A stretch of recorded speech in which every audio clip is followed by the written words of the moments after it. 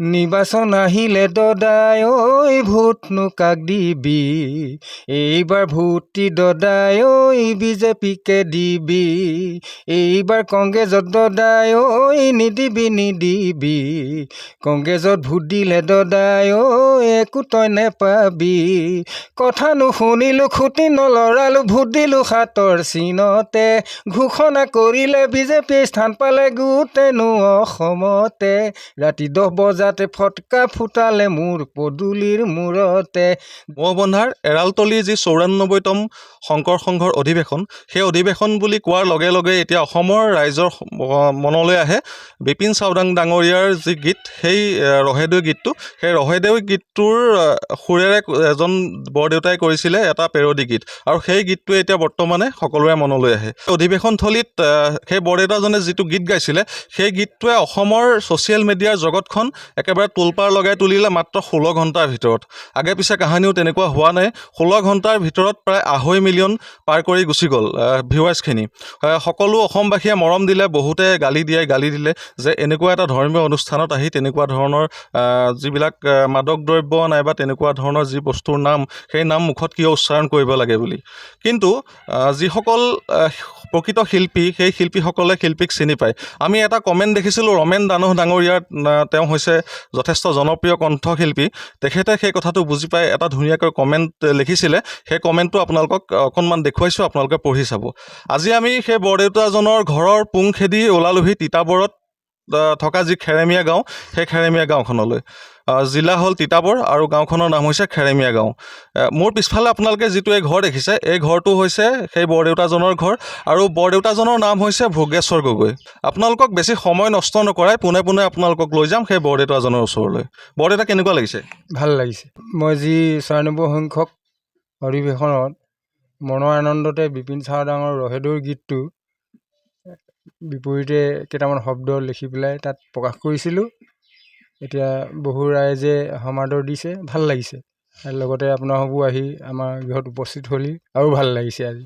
আপোনালোকক ইয়াৰ আগত বহুকেইটা ভিডিঅ'ত আমি কৈছিলোঁ বা কোৱাৰ চেষ্টা কৰিছিলোঁ যে যিসকল চহা মানুহ, যাৰ মনটো শিল্পী বা যিসকল মানুহৰ মনটো শিল্পীৰ মন, সেই মানুহসকল প্ৰায়ে দেখিব চহা হয়। আপুনি মোৰ পিছফালে যদি এই ঘৰটো চোৱাৰ চেষ্টা কৰে, লগালগ আপোনালোকে বুজি পাব যে তেখেতে নিজে কষ্ট কৰি কষ্টোপাৰ্জিত ধনেৰে দুবেলা দুসাঁজি মাত্ৰ খাই থাকিবলৈ সক্ষম হৈছে। এওঁলোকক কোনো বিশেষ আমি যেনেদৰে লাভ বিলাস বিচাৰোঁ, সেই তেনেকুৱা লাভ বিলাস নিবিচাৰে। মাত্ৰ দুবেলা দুমুঠি খাই জীয়াই থাকে। তাৰ মাজত তেখেতসকলে যি সৃষ্টি কৰে, সেই সৃষ্টিয়ে গোটেই দেশ কঁপাই যায় বা গোটেই আমাৰ প্ৰদেশখনকে কঁপাই যায়। যেনেকৈ এই বৰদেউতাজনে গোৱা, এই যোৱা 3 দিন আগত গোৱা সেই পেৰডি গীতটো। এতিয়া আজি এনেকুৱা হৈছে, আজিৰ তাৰিখত মানুহে পেৰডি গীত বুলি ক'লে একেবাৰে বুজি নোপোৱা হৈছে। যুৱ প্ৰজন্মই পেৰডি গীত কি বস্তু নাজানে। বহুতে কোৱা দেখিছোঁ বা লিখাও দেখিছোঁ যে বেলেগৰ সুৰত কিয় গান গাব লাগে বা বেলেগৰ সুৰেৰে কিয় গীত গাব লাগে। কিন্তু পেৰডি গীতটো কি ধৰণে গোৱা হয় বা পেৰডি গীত আচলতে কি হয়, সেই কথাটো বহুতেই নাজানে। পেৰডি গীত মই এইটো কাৰণেই গাব ল'লোঁ, কিছুমান সুৰ মানে এনেকুৱা ভাল লাগি যায়, হিয়াত মন মানে দহি যায়। সেই সুৰবিলাকক ধৰি ৰাখিবৰ কাৰণেহে মই নিজেই কিছুমান শব্দ লিখি পেলাই সেই গাই যোৱা সুৰবিলাকতে গাওঁ। মই প্ৰথম পেৰডি গীত আৰম্ভ কৰিছোঁ বাবুৰ পেডেল মাৰি মাৰি, এই গীতটোত হৰিনামৰে আৰম্ভ কৰিছোঁ। আৰু নাম আছে বুলি অ' বান্ধৱী বৈকুণ্ঠলৈ যাওঁ। আমাৰ দৰ্শকক ধুনীয়াকৈ গাই শুনাই দিয়ক। আৰু নাম আছে বুলি অ' বান্ধৈ বৈকুণ্ঠলৈ যাওঁ। ভাবোতে নাম অ' বান্ধৈ হৃদয়তে পাওঁ। কৃষ্ণ কৃষ্ণ বুলি আমি এনে বলিয়া, হৃদয়ত আছে কৃষ্ণ চিনিব নোৱাৰা। আহক সোণাই সকল বাপসকল সবে মিলি এই হৰি নামকে গাওঁ। এটা কথা ক'ব খোজোঁ, আপোনাৰ যি আমাৰ পেজত বা ইউটিউব চেনেলত বিশেষকৈ আমাৰ পেজটোৰ পৰা আপোনাৰ এই গীতটো ভাইৰেল হৈছিলে যি শংকৰ সংঘৰ অধিৱেশনত আপুনি গাইছিলে হয় সেই গীতটো প্ৰায় 16 ঘণ্টাৰ ভিতৰত 2.5 মিলিয়ন ভিউ হৈ গৈছিলে হয় আৰু সেই গীতটোত বহুত মানুহে বেয়াকৈ কৈছিলে যে সংঘৰ বা তেনেকুৱা এটা ধৰ্মীয় অনুষ্ঠানত গৈ কিয় তেনেকুৱা কিছুমান নাম মুখত উচ্চাৰণ কৰিব লাগে হয় কিন্তু আপোনাৰ যি প্ৰতিভা সেই প্ৰতিভা প্ৰকাশৰ কাৰণে কোনো ঠাই নাথাকে সেইটো আমি জানো হয় আৰু যি জানিব লাগে মই আগতেও বহুতবিলাক ভিডিঅ'ত এনেকুৱা কথাবিলাক খুব বেছি মই ছাপোৰ্ট কৰোঁ আৰু সেইকাৰণে এইবোৰ কথা কৈ থাকোঁ হয় আৰু সেইকাৰণে আপোনাৰ কথাও কওঁ যে নিজৰ প্ৰতিভাটো দেখুৱাবৰ কাৰণে কোনো স্থানৰ প্ৰয়োজন নাই নাই আৰু যিসকলে বুজিব লাগে তেওঁলোকে বুজে হয় এজন স্বনামধন্য গায়ক মই তেখেতৰ নাম আকৌ ল'বই লাগিব যে ৰমেন দানৱ তেওঁৰ ঘৰ হ'ল টিংখঙত হয় তেওঁ বৰ ধুনীয়াকৈ আপোনাৰ সেই গীতটোৰ তলত গালি দিয়া মানুহখিনিও লিখিছে যে মানুহজনে সেই গীতটোৰ কথাখিনিয়ে কি বুজাব খুজিছে হয় আপোনালোকে প্ৰথমতে সেই গীতৰ কথাখিনি শুনি চাওক তেনেকৈ বুলি লিখিছে হয় আৰু মই আহিয়ে গম পালোঁ যে আপুনি ৰমেন দানৱৰ এটা গীতৰ সুৰে খুব এটা জনপ্ৰিয় গীতৰ সুৰত হয় এটা গীত ৰচনা কৰি থৈছে হয় হয় আপুনি ৰমেন দানৱৰ কাৰণে সেই গানটো গাই শুনাব নেকি আমাক অকণমান দুখ পালোঁ মোৰ পদূলিমুখত যেতিয়া বিজেপি চৰকাৰ উঠি গুচি গ'ল তিনিখন মাত্ৰ এখন পাইছিলে কংগ্ৰেছে মোৰ পদূলিমুখত আহি বম ফুটালে গীত গালে সেই কাৰণে লগে লগে গীত এটি বাছি ল'লোঁ সেই গীতটিকে মানে প্ৰকাশ কৰিলোঁ কথাখিনি নকওঁ বাৰু পোনে পোনে গীতটোকে গাইছোঁ মই নিৰ্বাচন আহিলে দদাই ঐ ভোটনো কাক দিবি এইবাৰ ভোটটি দদাই ঐ বিজেপিকে দিবি এইবাৰ কংগ্ৰেছত দদাই ঐ নিদিবি কংগ্ৰেছত ভোট দিলে দদাই ঐ একো তই নেপাবি কথা নুশুনিলোঁ খুটি নলৰালোঁ ভোট দিলোঁ হাতৰ চিনতে ঘোষণা কৰিলে বিজেপিয়ে স্থান পালে গোটেইনো অসমতে ৰাতি 10 বজাতে ফটকা ফুটালে মোৰ পদূলিৰ মূৰতে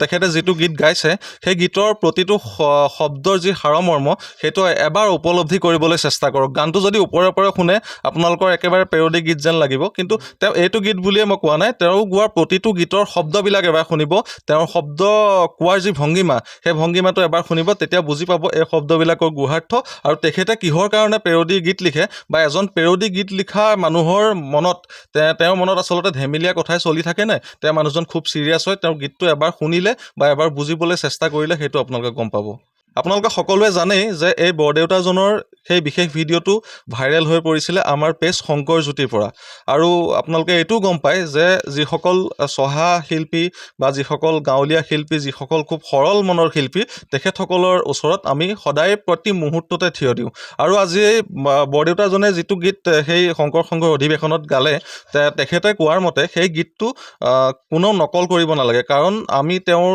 ওচৰত প্ৰতিশ্ৰুতিবদ্ধ যে তেখেতৰ যি এই গীতটো সেই গীতটো আমি বাণীবন্ধন কৰাত সহায় কৰিম এটা পেৰডি গীত হিচাপে আৰু আমাৰ যি ছ'চিয়েল মিডিয়া প্লেটফৰ্ম আছে সেই ছ'চিয়েল মিডিয়া প্লেটফৰ্মত আমি তেখেতৰ সেই গীতটি ৰিলিজ দিম আৰু সেই কথাখিনি আপোনালোকে বৰদেউতাজনৰ মুখৰ পৰা শুনি লওক এই গীতটো বহুত চিন্তা চৰ্চা কৰিহে লিখা হৈছিল এতিয়া বৰ্তমান সমাজৰ যি ধৰ্মীয় সমাজৰ বিশৃংখলতা সেই বিশৃংখলতাখিনি দেখি পেলাই শুদ্ধ লাইনত যাবৰ বাবে বেয়াখিনি আঁতৰাবৰ বাবেহে মই এই গীতটো লিখা হৈছে সেইকাৰণে এই গীতটোৰ ওপৰত যাতে কোনেও হস্তক্ষেপ কৰিব নালাগে একেবাৰে শেষত দৰ্শকসকলক তেখেতৰ মুখেৰে সেই জনপ্ৰিয় হৈ থকা অতি সোনকালে ভাইৰেল হৈ পৰা সেই গীতটি আকৌ এবাৰ শুনোৱাব খুজিছোঁ অ' বান্ধৈ